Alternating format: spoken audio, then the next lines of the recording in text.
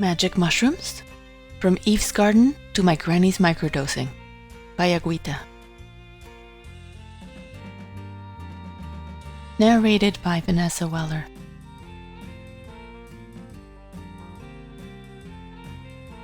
Section 3, and the transformation began.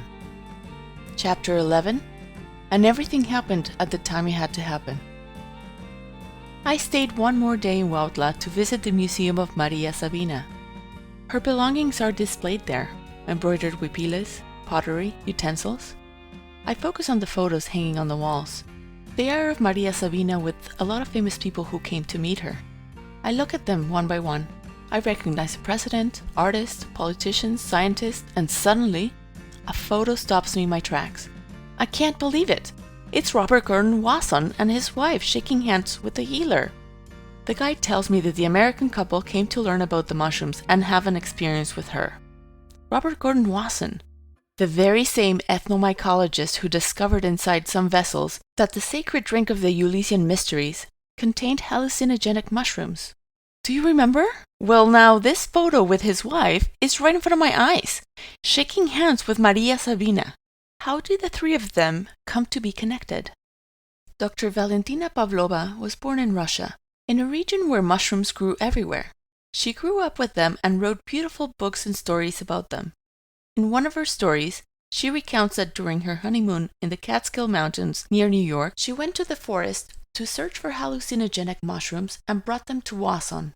He didn't want to eat them because they were completely unknown to him. He had never paid attention to a mushroom. He had never even eaten a champignon in his life.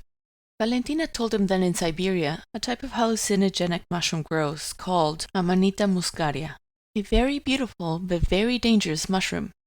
Some believe that when people died, they turned into mushrooms, and that by ingesting Amanita muscaria, one could travel to the world of their ancestors to visit them. Those mushrooms must have inspired Valentina, because when she returned from her honeymoon, she started clinical research with psychedelic mushrooms at the hospital where she worked. Over time, Wasson became interested in hallucinogenic mushrooms as a religious sacrament.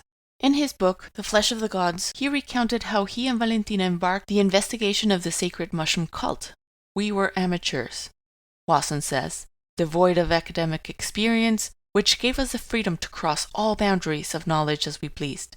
We moved from anthropology to botany, chemistry to myths, with complete freedom.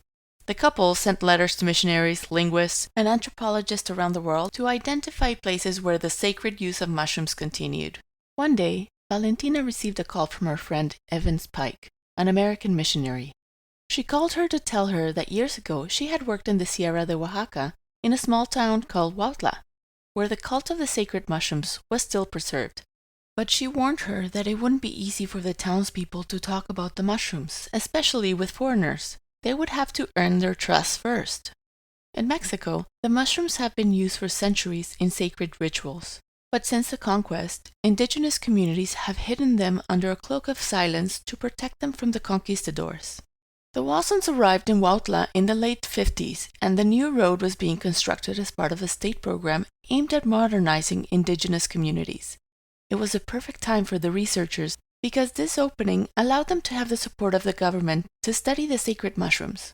The authorities of Huautla issued an official request to Maria Sabina to teach the Wassons everything she knew about psilocybin mushrooms as they came to study the secrets of the Sierra Mazateca. And so, the universe began to weave its threads to ensure that everything aligned in time and space so that what had to happen, happened. The Wassons handed that letter to Maria Sabina.